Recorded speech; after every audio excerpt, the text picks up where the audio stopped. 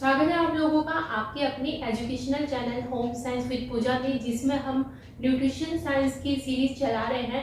और क्लास शुरू करने से पहले अगर आप लोगों ने उन नीडी स्टूडेंट्स को ये क्लास शेयर नहीं की है जिनको इसकी बहुत ज़रूरत है और जो महंगी महंगी किताबें पढ़ नहीं सकते, ना खरीद सकते, ना तो उनके पास समय है ना ही धन है, तो अगर ऐसे बच्चे आप के पास अगर आप ये क्लासेस पहुंचा रहे हैं तो आप एक अच्छा और एक पुण्य का काम कर रहे हैं। तो अगर आप उनके साथ शेयर करेंगे तो वो अपनी स्टडी को अच्छे से कंटिन्यू कर पाएंगे। और जैसा कि आप सभी जानते हैं कि अब जो टीचर वैकेंसी है वो फटाफट अब निकलने वाली है, फर्स्ट ग्रेड की भी निकलेगी और होम साइंस में जितने भी बच्चे तैयारी कर रहे हैं वो इसमें अपनी तैयारी को और भी अच्छी और बेहतर बना पाएंगे। तो चलिए आज की क्लास शुरू करते हैं।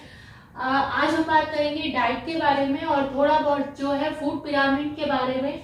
अभी जो है पहले फूड पिरामिड अलग हुआ करता था, जो न्यूट्रिशियस चीज़ें थी, न्यूट्रिएंट थे, उनके अमाउंट पहले अलग थे और अब जो है चेंज कर दिए गए हैं। और वो क्यों चेंज किए गए हैं, क्या रीज़न है, उसके बारे में बात करेंगे।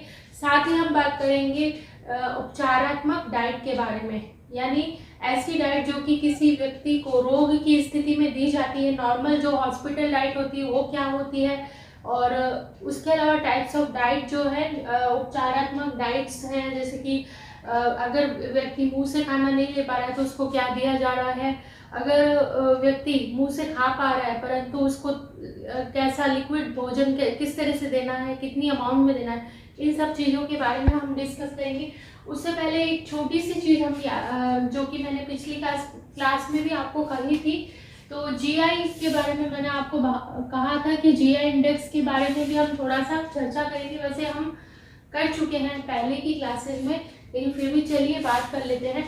जीआई जो इंडेक्स होता है ये क्या होता है, एक ऐसा इंडेक्स होता है जो कि खाना किस हिसाब से हमें खाना है, मतलब अगर ये जीआई इंडेक्स 55 है, ये क्या है, भोज्य पदार्थों में एक इंडेक्स है, एक मात्रक है कि ये इतने से इतना है तो व्यक्ति मोटा नहीं होगा। उसकी जो स्पेशली जो है जीआई इंडेक्स शुगर या डायबिटीज जो पेशेंट होते हैं उनके लिए यूज किया जाता है।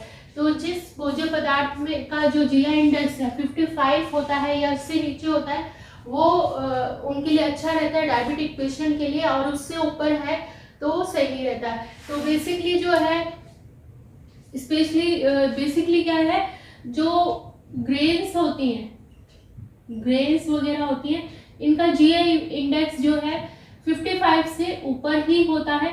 इसके अलावा जो वेजीज है, वेजीज उनका जो है 55 ही होता है। और इसके अलावा आपके जो ये फास्ट फूड वगैरह होते हैं उनका जीआई इंडेक्स 70 या 70 के अबव भी चला जाता है। तो उस अकॉर्डिंग अगर हम खाना खा रहे हैं तो ना तो हम जीआई इंडेक्स का ध्यान रखते हुए खा रहे हैं तो ना तो हम मोटे होंगे और ना ही हमारा जो ब्लड प्रेशर है या शुगर लेवल है वो इंक्रीज होगा। तो चलिए आज हम बात कर लेते हैं फूड पिरामिड के बारे में।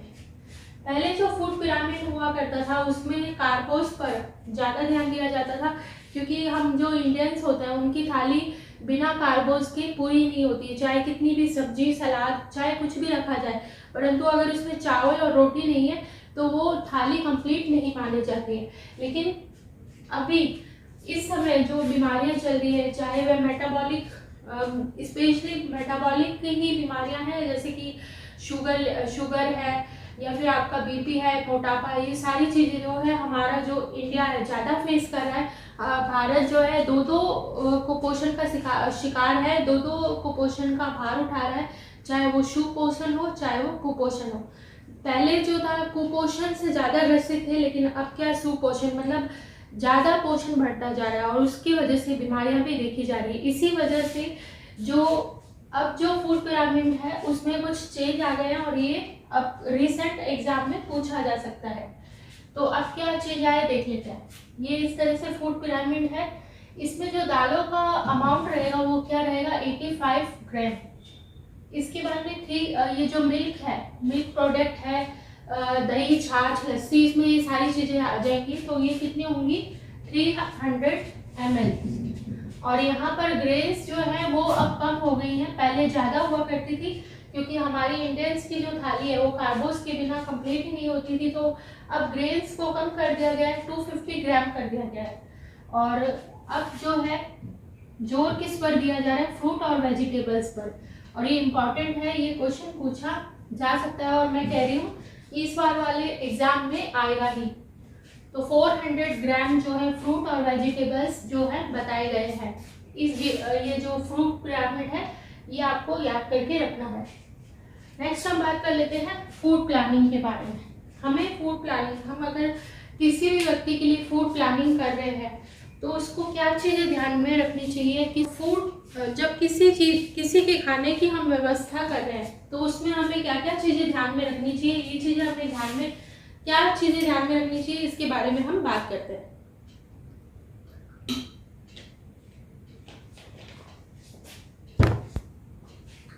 पहला है मितोई। मितोई का मतलब होता है, आप अगर कोई व्यक्ति मिडिल क्लास फैमिली का है लेकिन वो क्या कर रहा है, अपने फैमिली के लिए बहुत महंगे महंगे फ्रूट्स मंगवा रहा है, वेजिटेबल्स मंगवा रहा है, हर तरह के नट्स मंगवा रहा है, तो क्या वो मितव्ययी होगा? वो नहीं होगा, वो उसके बजट के अकॉर्डिंग नहीं होगा। तो हमें ऐसे फूड की व्यवस्था करनी चाहिए जो कि हमारे बजट में भी सही बैठे। जैसे कि मौसम के फल हैं, सब्जियां हैं, वो हम ले सकते हैं। हमें प्रोटीन चाहिए तो हम सोयाबीन है, पनीर है, टोफू है, ये चीज़ें हम ले सकते हैं। इसके अलावा जो ग्रेन्स होते हैं, ये दालें वगैरह होती हैं, चना होता है, इसमें अच्छा प्रोटीन होता है। और एक चने का सत्तू, ये तो बहुत ही अच्छा और पौष्टिक आहार है, और ये भी हम अपनी डाइट में इंक्लूड कर सकते हैं। नेक्स्ट है रुचि। अब अगर आप किसी व्यक्ति को उसकी रुचि के अकॉर्डिंग खाना दे रहे हैं तो वो मन से खाएगा, और जो चीज़ हम मन से खाते हैं वो हमारे शरीर को लगती भी है। लेकिन अगर आप उसके मन के अकॉर्डिंग नहीं दे रहे, मान लीजिए कोई व्यक्ति शाकाहारी है लेकिन आप उसको क्या दे रहे हैं, मांसाहारी खाना दे रहे हैं, मतलब मांस मछली वगैरह, तो क्या वो खाएगा? वो नहीं खाएगा, और ना तो वो खा पाएगा उसको। और अगर खा भी लिया उसने, या मान लीजिए शाकाहारी और मांसाहारी छोड़िए, मान लीजिए किसी व्यक्ति को करेला पसंद नहीं है, आप उसको रोज करेला बना के दे रहे हैं, तो वो व्यक्ति जबरदस्ती खा तो लेगा लेकिन उसके शरीर को वो नहीं लगेगा। तो व्यक्ति की रुचि के अकॉर्डिंग भी खाने की व्यवस्था की जानी चाहिए। नेक्स्ट है मनोवैज्ञानिक कारण। मनोवैज्ञानिक, अगर आप मनोवैज्ञानिक चीज़ों का भी ध्यान रखते हैं, फॉर एग्जाम्पल अगर आपने होली पे सभी तरह की मिठाइयाँ, नमकीन सब बना लिए लेकिन गुंजिया नहीं बनाई है, तो क्या वो त्यौहार पूरा होगा? वो नहीं होगा, क्योंकि हर व्यक्ति के दिमाग में नहीं रहता है कि ये जो त्यौहार है वो हर त्यौहार की एक स्पेशल चीज़ रहती है। गुंजिया जो है होली से कनेक्टेड है, अगर आपने गुंजिया नहीं बनाई तो एक तरह से मनोवैज्ञानिक चीज़ें जुड़ जाती है हमारी, कि ये अगर ये बना है तो फिर हमारा जो है होली अच्छी है, होली मज़े से हम मना रहे हैं। और ये नहीं बना है तो फिर हम चाहे कितना भी उस व्यक्ति के सामने व्यंजन रख दें लेकिन वो अधूरा ही मानेगा। तो इन चीज़ों का हमें ध्यान रखना चाहिए। अब हम बात कर लेते हैं उपचारात्मक डाइट के बारे में। तो उपचारात्मक डाइट की व्यवस्था करते समय हमें किन किन चीज़ों का ध्यान रखना चाहिए वो हमें देखना है। पहला है रोगी की आवश्यकता। रोगी की आवश्यकता से मतलब है रोगी का लिंग, आयु और उसकी कार्यशैली। अगर व्यक्ति फिजिकल वर्क कर रहा है तो उसको उतनी ज़्यादा ऊर्जा देनी होगी। अगर व्यक्ति मेंटली वर्क कर रहा है तो उसके जो डाइट है उसमें प्रोटीन की मात्रा, प्रोटीन है, मिनरल है, इनकी मात्रा बढ़ा दी जाएगी। नेक्स्ट है एलर्जी। अब मान लीजिए जैसे कि सिलीसियस रोग में क्या होता है, व्यक्ति को ग्लूटीन से एलर्जी रहती है। अगर किसी उस सिलीसियस रोगी को अगर ग्लूटीन दे दिया जाए तो उसको एलर्जी होने लग जाती है। तो अगर ये ध्यान रखना चाहिए कि उस व्यक्ति को उस खाने से एलर्जी ना हो। नेक्स्ट है सहनशीलता। अब कुछ चीज़ें ऐसी होती है जिसमें हमारा शरीर उस चीज़ को सहन कर पा रहा है कि नहीं कर पा रहा है। कुछ ऐसे फूड होते हैं जो कि कई बार हम खा लेते हैं और हमें ठीक फील नहीं होता है, हमारा शरीर अच्छा फील नहीं करता है, तो ऐसी चीज़ों को भी अवॉइड करना चाहिए। इसके अलावा और भी कई चीज़ें हैं जैसे कि व्यक्ति की आर्थिक स्थिति भी ध्यान रखनी चाहिए। व्यक्ति अगर मिडिल क्लास फैमिली का है या अपर क्लास फैमिली का है, गरीब है, उसके अकॉर्डिंग ही व्यक्ति की डाइट का जो है प्लान करना चाहिए। आर्थिक स्थिति का बहुत जरूरी है ध्यान कि वो व्यक्ति अगर खर्चा है कर ही नहीं पा रहा है तो फिर दिक्कत हो सकती है। आहार का एक निश्चित समय होना चाहिए, निश्चित समय। इसके अलावा लचीलापन, जब आप आहार की व्यवस्था कर रहे हैं तो उसमें लचीलापन होना चाहिए। मान लीजिए कि व्यक्ति की जो आहार की तालिका है उसमें या जो फूड मेन्यू है उसमें हमने सुबह के समय सूप की व्यवस्था की थी, टमाटो सूप की, और किसी रीजन से हमें टमाटो मिले नहीं तो हम उस सूप की जगह कुछ और चीज़ भी उसमें डाल सके। ऐसा नहीं हो कि वो एकदम स्टिक हो जाए कि भाई ये सुबह के टाइम तो हमें सूप पीना ही था तो यही पीना, नहीं तो कुछ चाहिए नहीं, तो ये चीज़ नहीं होनी चाहिए। और एक है नियोजन में विभिन्नता। नियोजन या प्लानिंग में विभिन्नता, हमें डिफरेंट डाइट जो है प्लान करनी चाहिए। मान लीजिए अगर आप किसी व्यक्ति को सुबह शाम हर रोज दाल रोटी दिए जा रहे हैं, मान लीजिए उसका फेवरेट है, फिर भी आप उसको फेवरेट है लेकिन आप उसको दाल रोटी दिए जा रहे हैं सुबह शाम दिन रात हमेशा, तो एक दिन तो उससे बोर हो ही जाएगा और कितना उसको खा पाएगा। तो हमें विभिन्नता का ध्यान रखना चाहिए ताकि व्यक्ति चेंज करते रहना चाहिए ताकि व्यक्ति अपनी रुचि के अनुसार उसे खा सके। नेक्स्ट है रंगों में विभिन्नता। हमें रंगों का भी ध्यान रखना चाहिए। जब हम फूड प्रिपेयर कर रहे हैं और उसे थाली में लगा रहे हैं तो हमें रंगों का विशेष ध्यान रखना चाहिए कि क्या व्यक्ति उसको ढंग से खा पाएगा कि नहीं खा पाएगा, क्योंकि रंगों का विशेष ध्यान रखना बहुत ज़रूरी है। तो ये तो कुछ हो गए हमारे कि हमें क्या क्या चीज़ें ध्यान रखनी चाहिए उपचारात्मक डाइट के समय। अब हम बात कर लेते हैं हॉस्पिटल डाइट के बारे में। हॉस्पिटल डाइट क्या होती है? ये जो हॉस्पिटल डाइट होती है ये किसी स्पेशल उसमें नहीं दी जाती कि कोई बीमारी नहीं है व्यक्ति को, मतलब ऐसा है कि मान लीजिए ऑपरेशन हुआ है किसी व्यक्ति का तो उसको हॉस्पिटल में रखा जा रहा है, तो हॉस्पिटल में किस तरह की डाइट दी जा रही है तो ये हमें देखना है। हॉस्पिटल डाइट, तो हॉस्पिटल डाइट एक तो क्या होती है, मितव्ययी होती है, ज़्यादा हमारे बजट के अकॉर्डिंग होती है। दूसरा है ये मिर्च मसाले रहित होती है, मिर्च मसाले रहित। नेक्स्ट है आपका इसमें सभी पोषक तत्व रहते हैं। जैसे मैं इधर उधर हूँ तो आप स्क्रीनशॉट लेते रहिए, क्या आप अपनी कॉपी में नोट डाउन करते जाइए ताकि आप अपने तैयारी भी अच्छे से कर सकें।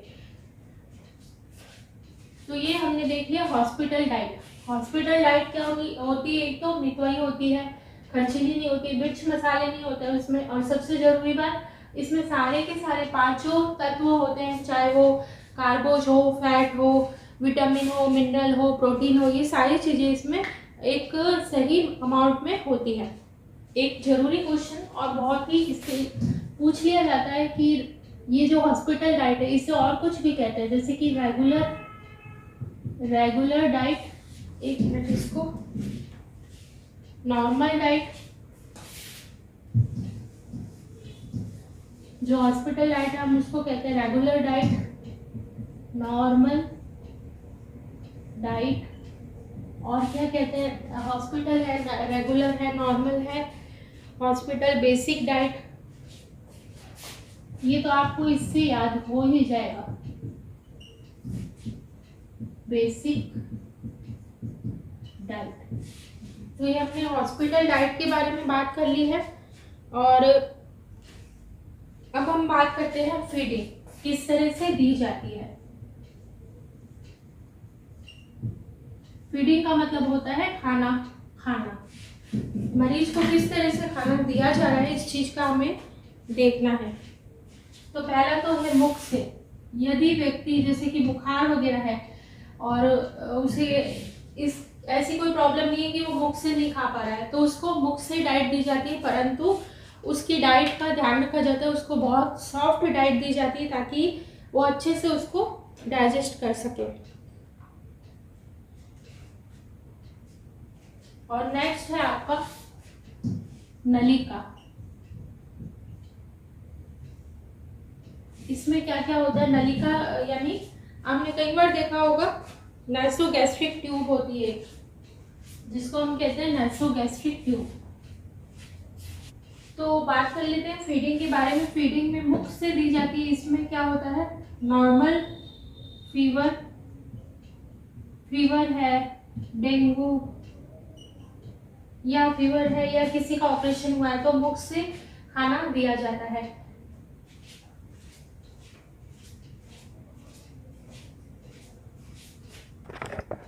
मुख से खाना नहीं खा पा रहा है, उसके गले में कोई प्रॉब्लम है, इन्फेक्शन हुआ है, सूजन हो गया है, तो वो गले से नहीं खा पा रहा है, तो क्या किया जाता है? नासिका द्वारा दिया जाता है। यानी नाक, जिसको हम नासोगैस्ट्रिक ट्यूब भी कहते हैं, नाक के अंदर एक नली लगा दी जाती है और उसके द्वारा जो है फूड दिया जाता है।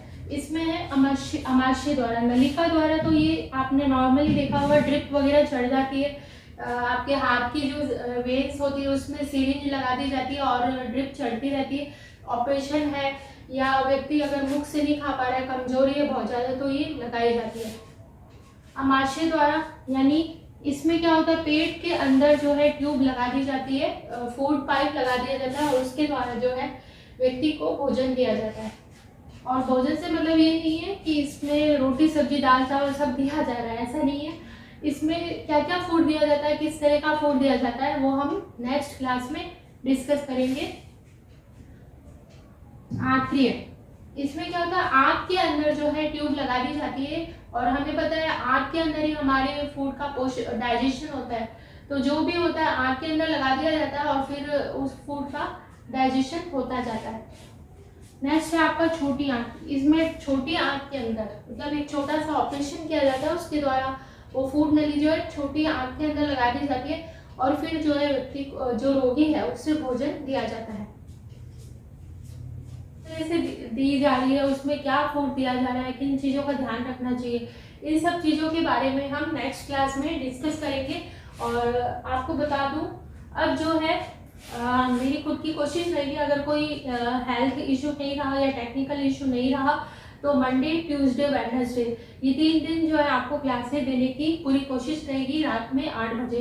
तो रात में 8 बजे आप लोग अपनी क्लासेस देखें और ये अपलोड फॉर्म में ही रहेगी ताकि आपका जो है टाइम वेस्ट ना हो। 1 लाइनर फॉर्मेट रहता है नोट्स का, ताकि आप इजीली जो है बार बार उसको रिवाइज कर सकें।